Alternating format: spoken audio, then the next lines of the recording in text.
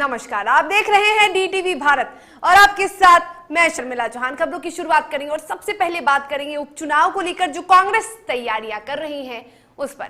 बिहार में विधानसभा की 2 सीटों के लिए हो रहे उपचुनाव में कांग्रेस ने दोनों सीटों के लिए पर्यवेक्षकों की नियुक्ति कर दी है।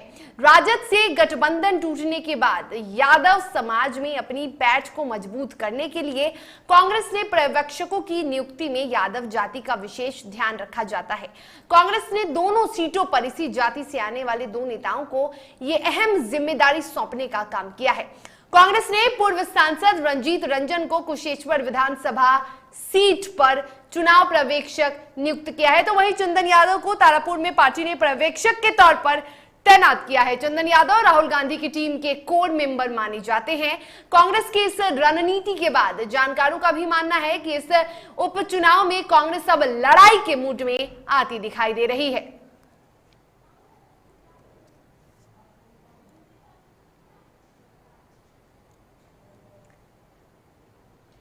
तो आरजेडी के वोट बैंक में अब कांग्रेस सेंधमारी करने की तैयारी में जुटी है।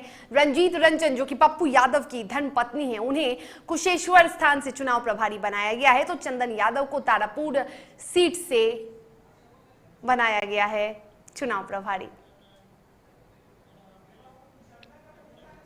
और पिछले दिनों बाढ़ के कारण अस्थावा, बिंद, सरमेरा, रहुई प्रखंड के कई पंचायतों में किसानों की फसलें पूरी तरह से बर्बाद हो गई, जिसको लेकर अस्थावा विधानसभा के जेडीयू विधायक डॉक्टर जितेंद्र कुमार किसानों का हाल चाल लेने पहुंचे। इस दौरान अस्थावा विधायक डॉक्टर जितेंद्र कुमार ने बिंद प्रखंड के अलीपुर, दरियापुर, बरहोग, जमसारी, ताजीमपुर, नौरंगा समेत कई बाढ़ प्रभावित इलाकों का निरीक्षण किया। इस दौरान उन्होंने कहा कि क्षति का आकलन कर रिपोर्ट तैयार करके सरकार के पास भेजा जा रहा है। जल्द किसानों को उनकी फसल क्षति का मुआवजा सरकार की तरफ से दे दिया जाएगा। पूरा देखना पड़ेगा।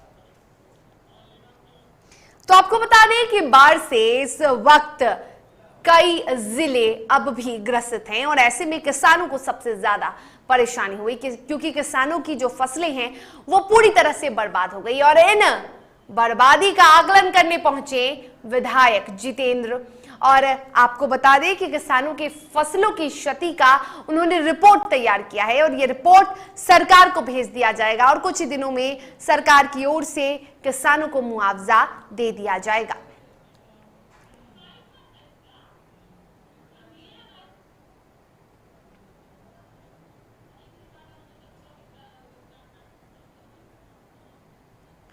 तो किसानों की फसलों की क्षति का आकलन किया गया। किसान इस वक्त बेहद परेशान हैं और ऐसे में सरकार की तरफ से जल्द ही उन्हें मुआवजा दे दिया जाएगा। बिहार सरकार के पथ निर्माण मंत्री नितिन नवीन ने अपने नए घर का गृह प्रवेश किया।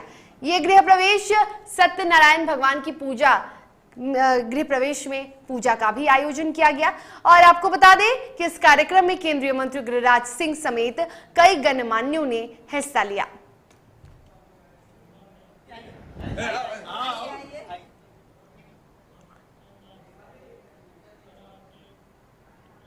और पटना के कालिदास रंगाले से भगवान श्री राम की शोभा यात्रा निकाली गई। राम, लक्ष्मण, हनुमान सहित रथ पर सवार होकर ये शोभा यात्रा निकाली गई। गांधी मैदान का पूरा एक चक्कर लगाने के बाद कालिदास रंगालय में रावण, मेघनाथ और कुंभकर्ण का पुतला दहन किया गया।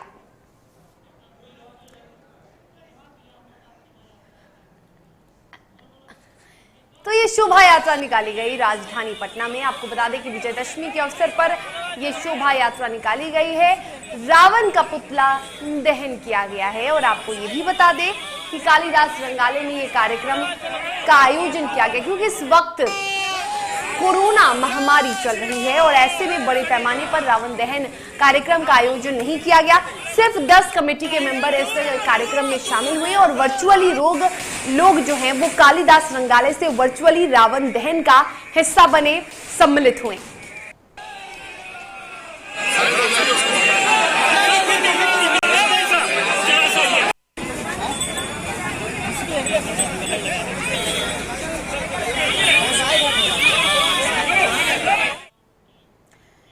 तो कालिदास रंगालय में रावण दहन का आयोजन किया गया था, क्योंकि इस वक्त कोरोना महामारी से पूरी दुनिया अब भी लड़ रही है। तो ऐसे में सरकार ने एहतियात बरतते हुए रावण वध का बड़े पैमाने पर आयोजन नहीं किया। और आपको बता दें कि कालिदास रंगालय से इस कालिदास रंगालय में रावण दहन का आयोजन किया गया और सिर्फ 100 कमेटी मेंबर इस कार्यक्रम में शामिल रहे और लोग वर्चुअली रावण दहन का हिस्सा बने। और इस कार्यक्रम में कई मंत्री, कई गणमान्य भी मौजूद रहे और इस अवसर पर बिहार के शिक्षा मंत्री विजय कुमार चौधरी भी मौजूद रहे और रावण दहन कार्यक्रम में सम्मिलित हुए। क्या कुछ कहा है विजयदशमी को लेकर विजय चौधरी ने, जरा आप भी सुनिए। देखिए, आयोजन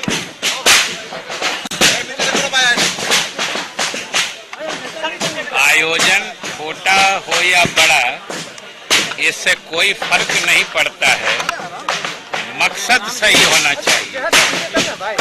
और मैं बधाई देता हूँ और शुभकामनाएं देता हूँ इस रावण वध आयोजन समिति को, विशेष रूप से इसके अध्यक्ष नोपाल जी और जितने सारे इसके कार्यकर्ता अधिकारीगण यहाँ पे मौजूद हैं।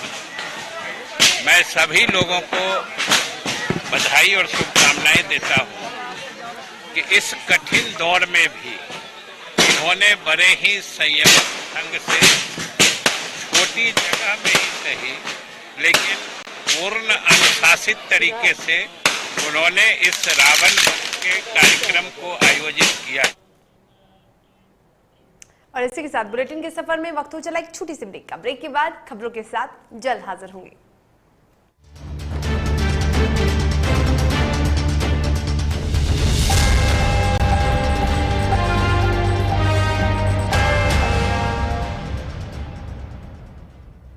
Elite institute. अगर आपके अंदर चाह है तो एलीट आपकी राह है। IIT हो या मेडिकल, आप चाहते हैं अपने आप को उत्कृष्ट दिखाना, आप चाहते हैं खुद को एक IITian के रूप में दिखना या मेडिकल के क्षेत्र में आगे बढ़ना, तो एलीट आपके लिए एक बहुत बड़ी ताकत के साथ आपके सामने है। आइए, खुलिए, बढ़िए, पहुंचिए। Elite institute. दादी, इतने सारे पापड़ बन गए, क्या करे? कच्चा पापड़, पक्का पापड़, एक्स्ट्रा पापड़, इंस्टा पापड़, कक्कर दादी की छत का पापड़ विद ऑनलाइन प्रेजेंस बन गया धाकड़। फोन पे करके ऑर्डर ही ऑर्डर, सब वाह हो गए इसको खाकर। कच्चा पापड़, पक्का पापड़, चंडीगढ़ टू चेन्नई बढ़िया सापड़। कच्चा पापड़, पक्का पापड़, एक्स्ट्रा पापड़, इंस्टा पापड़। बिजनेस बढ़ाओ इंडिया के फास्टेस्ट 4G के साथ। स्पीड से बढ़ो विद वी गिगानेट। और ये रहा आपका बर्थडे गिफ्ट। पापा, बेटा ये कैसा है? ये दुनिया क्यों न समझे, मेरी दुनिया बदल गई।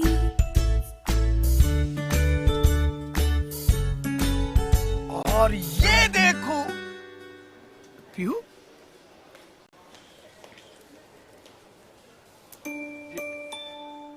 पीहू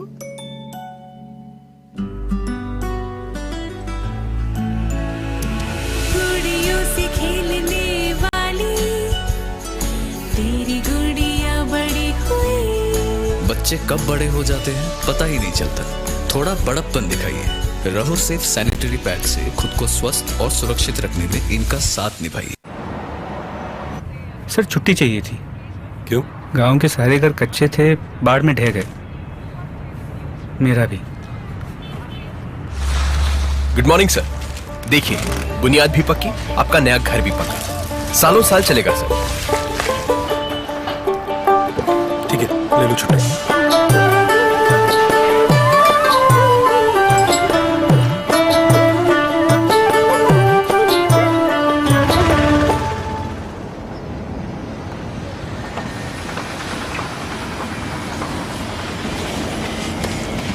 लो, हो गया घर पक्का। छुट्टी कैंसिल।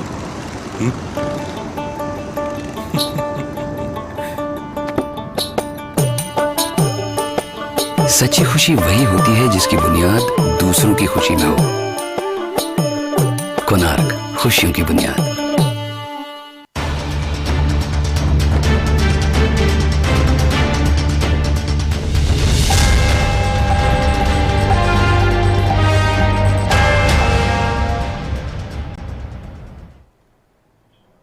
ब्रेक के बाद एक बार फिर से आप सभी का स्वागत है। खबरों में आगे बढ़ेंगे, बात करेंगे बेतिया की, जहां माताडीह में जन वितरण प्रणाली के डीलर के बेटे की हत्या कर दी गई। बताया जा रहा है कि मृतक जब गोदाम में सो रहा था तभी उस वक्त अपराधियों ने धारदार हथियार से उसकी हत्या कर दी। फिलहाल पुलिस को इसकी जानकारी दे दी गई है, जहां पुलिस ने मौके पर पहुंचकर शव को अपने कब्जे में लेकर पोस्टमार्टम के लिए भेज दिया है और मामले की जांच में जुटी है।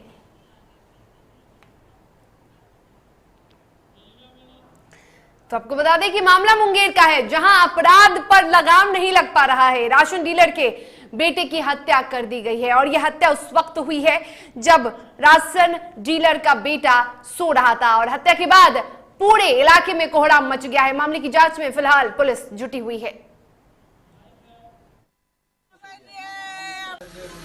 हमारा बेटा खोज लगाया है ना, तो सोचे सब 2 महीने जो सोचल होगा, तो ये देखें गेट बंद, तो पुलिस आदमी बोले कि डीलर कहाँ पर है, लेकिन घर पर का, तो घर पे गए तो बोला कि मम्मी पापा ने गोदाम बहुत हूँ, तो गोदाम यहाँ देखे कि बाहर से गेट बंद है, तो कैसे खोजेंगे भाई, बोला कि बाहर से गेट बंद है तो उसको कैसे काम खोजेंगे, तो बोला जो आदमी देखिए ना, तो सोचे तो पंखा आवाज हनहना पूरा हनहना पंखा के, तो आदमी वहाँ खड़ा भी था, गेट वहाँ से हल्का खोलते देखते घोलटर बस पीछे लेट गया समय रखिए, फिर उसका मम्मी पापा जा खबर कर दिया करके ऐसा बात भोजी है।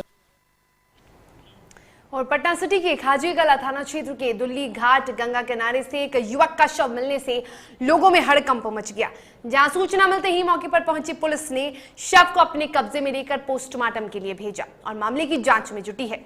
इस घटना के बाद परिजनों ने हत्या की आशंका जताई है और मामले में जांच की मांग की है।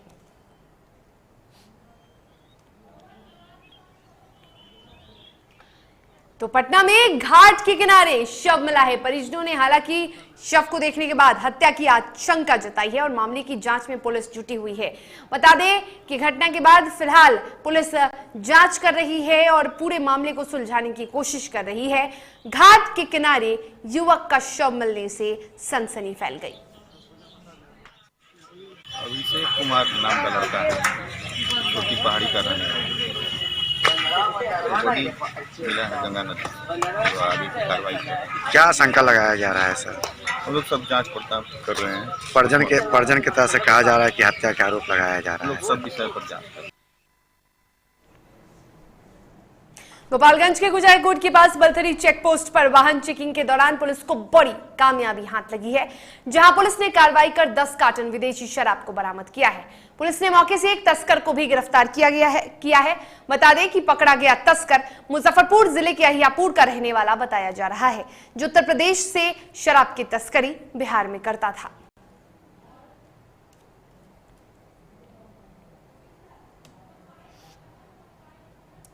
तो वाहन चेकिंग के दौरान पुलिस ने 10 कार्टन शराब को बरामद किया है और एक तरफ बिहार में पंचायत चुनाव को लेकर सरगर्मी तेज है और उसको लेकर भी पुलिस पूरी कोशिश कर रही है कि आपराधिक छवि वाले जितने भी शख्स हैं उन पर कार्रवाई की जा सके, उन पर नकेल कसा जाए। और दूसरी ओर पुलिस इस कोशिश में भी लगी है कि शराब की तस्करी पर रोक लगाया जा सके, क्योंकि पंचायत चुनाव में शराब की तस्करी और ज्यादा बढ़ जाती है और ऐसे में पुलिस को बड़ी कामयाबी मिली है। 10 कार्टन शराब पुलिस ने ट्रक से बरामद किया है और आपको बता दें कि उत्तर प्रदेश से यह शराब बिहार के मुजफ्फरपुर ले जाया जा रहा था, जहां पुलिस ने तस्कर को भी गिरफ्तार कर लिया है और तस्कर मुजफ्फरपुर के अहियापुर का बताया जा रहा है।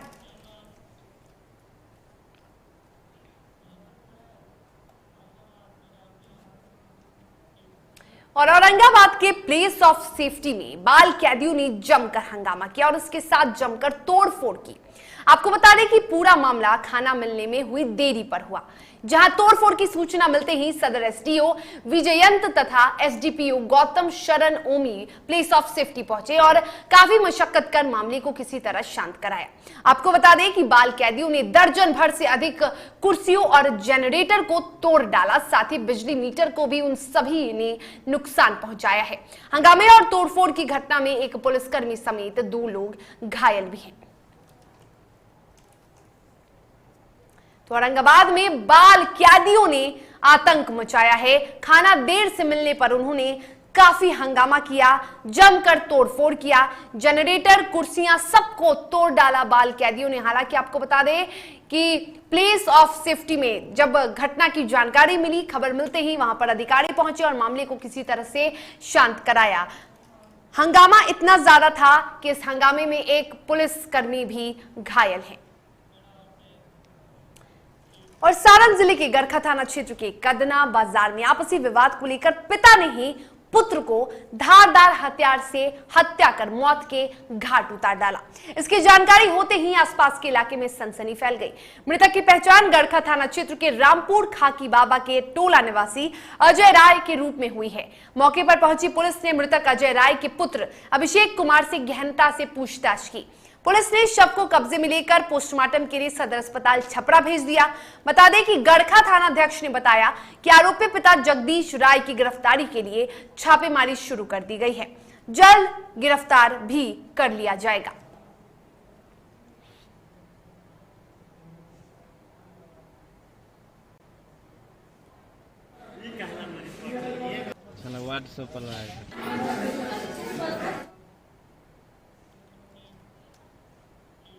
मुजफ्फरपुर जिले के शहर के टाउन थाना क्षेत्र में जमीनी विवाद को लेकर गोलीबारी हुई।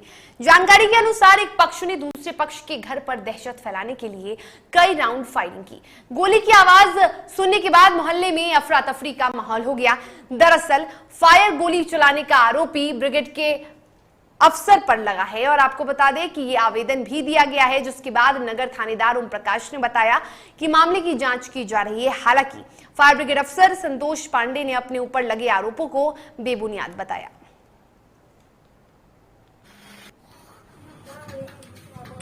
चला दिया बच्चा बाल झा रहा था। गोली चलाए वहाँ कौन लोग चलाए? साहब चलाए हैं। और कौन साहब? क्या नाम है? पांडे।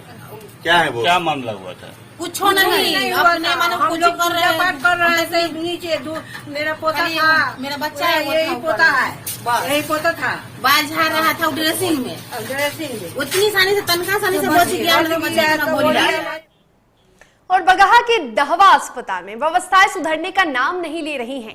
दहवा स्थित सीएचसी के इमरजेंसी बर्न केयर यूनिट में स्वास्थ्य कर्मियों की बड़ी लापरवाही सामने आई है।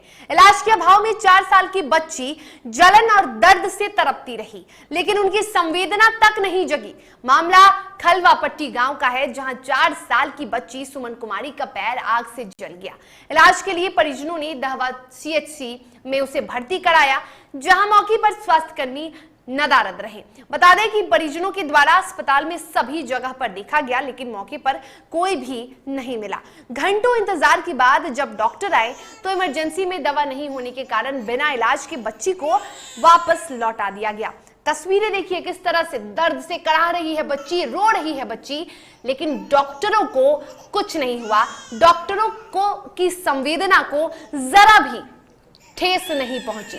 बच्ची जलन से तड़प रही थी और चीख पुकार सुनकर बगल के लोग जुट गए, लेकिन स्वास्थ्य विभाग की संवेदना नहीं जगी।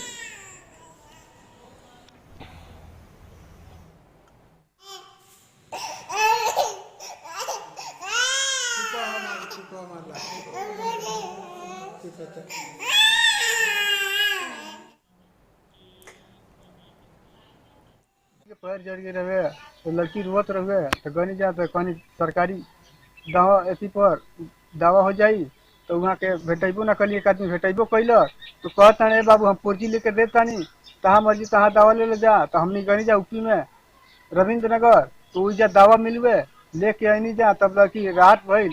ये बताई गरीब खातिर खुलल बा सरकारी हॉस्पिटल, पैसा नहीं है तो एकरा मतलब ना रही तो पैसा कौड़ी आदमी कहीं जाके मर जा। और छत्तीसगढ़ के जशपुर में एक बड़ा हादसा हुआ। एक दर्दनाक घटना घटी जहां एक कार चालक ने सड़क पर निकल रहे लोगों को कुचल दिया। ये लोग दुर्गा पूजा विसर्जन के लिए जा रहे थे, तभी तेज रफ्तार कार ने इन्हें कुचल दिया। तो ये बड़ी घटना घटी है। आपको बता दें कि इस घटना में 20 लोग घायल हुए हैं, तो वहीं इस घटना में एक की मौत हो गई है।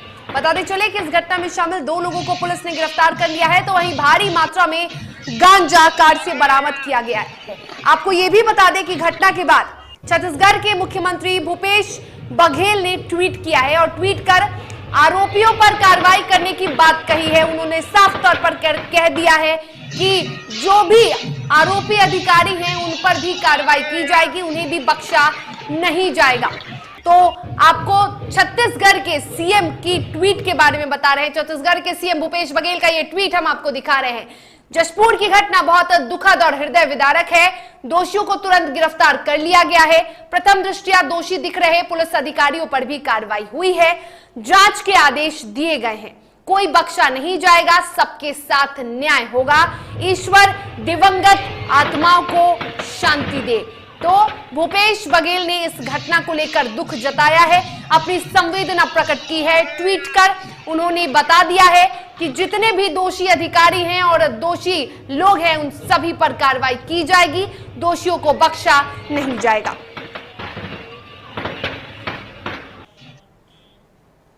और चलिए सीधा आपको आगरा लिए चलते हैं, जहां चलती कार में आग लगने से हड़कंप मच गया। कार में सवार सभी लोगों ने कूदकर अपनी जान तो बचा ली, लेकिन आग आखिर कैसे लगी इसका पता नहीं चल पाया। वहीं मौके पर पहुंचकर फायर ब्रिगेड की टीम ने आग पर काबू पाया। बता दें कि हादसे में कार जलकर खाक हो गई। घटना न्यू आगरा के अबू लला के पास सर्विस रोड की है।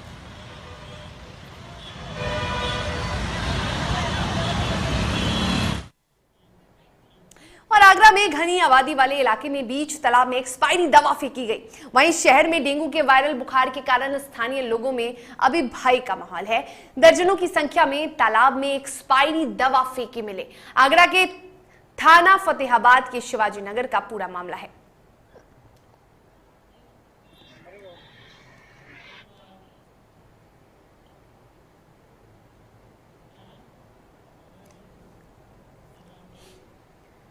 और इस वक्त आगरा डेंगू के कहर से जूझ रहा है। अब पुलिसकर्मियों में भी डेंगू का भय सताने लगा है और कई पुलिसकर्मी डेंगू की चपेट में आ रहे हैं। मथुरा की रहने वाली महिला सिपाही प्रेमलता का डेंगू की वजह से निधन हो गया। करीब 3 दिन पहले बुखार से पीड़ित थी महिला सिपाही। आगरा के गोयल अस्पताल में महिला सिपाही ने दम तोड़ दिया और उससे पहले गुरुवार को सिपाही सोनू का डेंगू से निधन हुआ। तो आगरा के थाना बाह में तैनात कांस्टेबल अनुराग और आशीष महिला सिपाही तनुजा को भी डेंगू ने अपनी चपेट में ले लिया। सिपाही आशीष और अनुराग महिला सिपाही को बाह के सीएचसी में भर्ती कराया गया है। तो बता दें कि डेंगू ने अब आतंक फैलाना शुरू कर दिया है। आगरा में डेंगू के चपेट में कई लोग और अब तो पुलिसकर्मी भी आने लगे हैं और ऐसे में लोगों में डेंगू को लेकर, वायरल फीवर को लेकर बेहद दहशत है।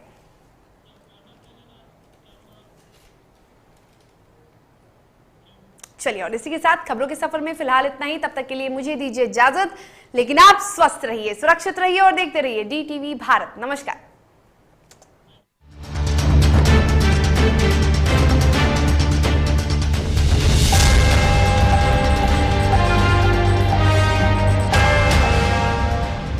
मुजफ्फरपुर के गाय घाट के बरवारी पंचायत के